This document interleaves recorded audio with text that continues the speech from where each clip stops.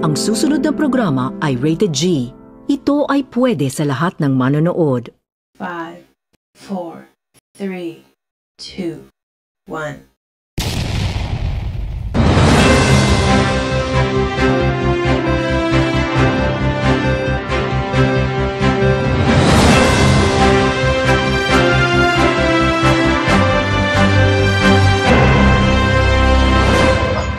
Napuna ng isang senador na sa sementeryo roon maraming nakalibing na bata at sanggol.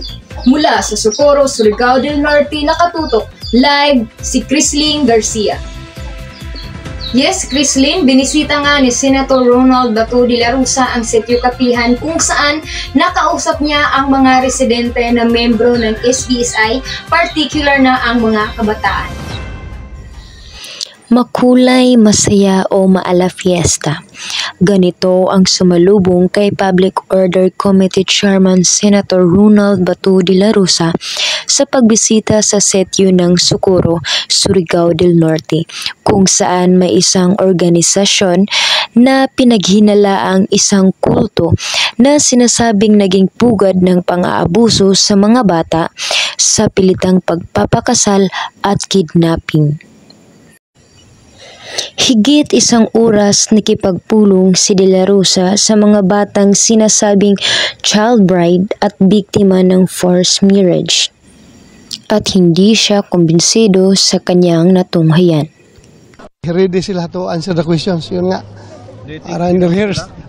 Parang lumalabas na all their answers are going towards defending the Senior Aguila.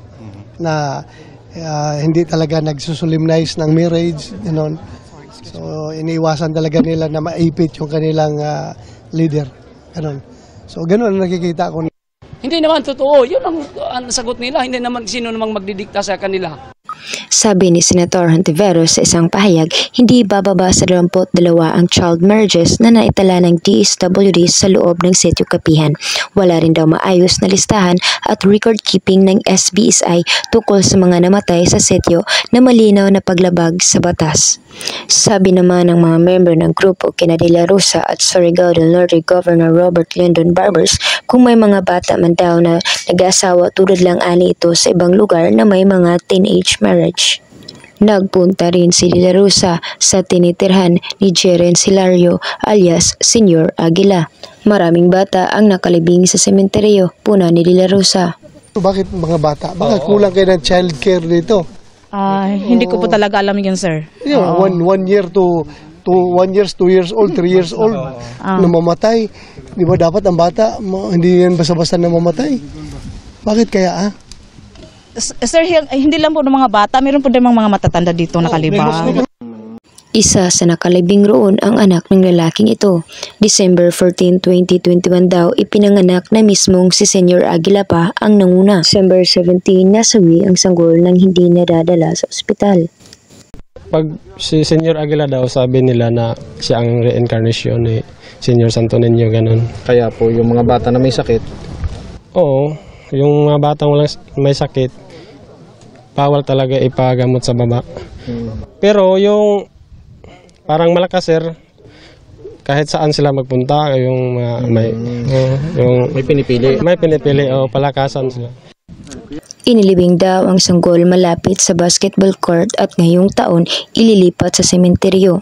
Kasama ang NBI, ipinahukay niya ang sanggol para imbestigahan. Bago umalis, nakipagkita si De La Rosa kay Socorro Mayor Riza Rapunzel Tarok Temkang. Crislin, bago umalis kanina si Senator De La Rosa dito sa Socorro, sinabi niya na itatakda pa nilang mga senador kung kailan nga ba yung susunod na pagdinig kaugnay sa sinasabing mga paglabag ng SBSI.